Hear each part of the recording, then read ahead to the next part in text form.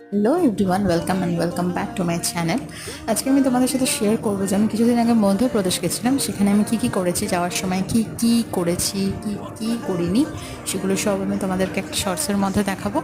একটা শর্টসে দেখানো সম্ভব নয়, তাই জন্য প্রত্যেকটা পার্ট ওয়াইজ আসবে। এখানে তোমরা দেখতেই পাচ্ছ আমি ট্রেনে উঠে গেছিলাম, আমার এই পুচুরা খুব দুষ্টুমি করছিল।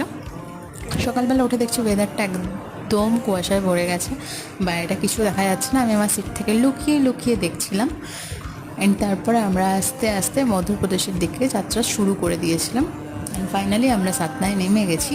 সাতনায় নেমে যাওয়ার পরে আমাদের গাড়ি বুকিং ছিল, তো আমাদেরকে গাড়িটা নিতে এসেছিলো। গাড়িতে উঠে গিয়ে যে যার সিটে উঠে আমরা চারিদিকের প্রকৃতি দেখছিলাম, ভীষণ সুন্দর জায়গা ছিল। অ্যান্ড রাস্তায় যেতে যেতে অনেক সাইট সিইং করেছি। তো প্রচুর জায়গাতে আমরা থেমেছি, দেখেছি, প্রচুর এক্সপ্লোর করেছি। একটা শর্টসে দেখানো সম্ভব নয়, তো আমি নিয়ে আসছি নেক্সট শর্টস। তার আগে সাবস্ক্রাইব করে দিও। Thank you.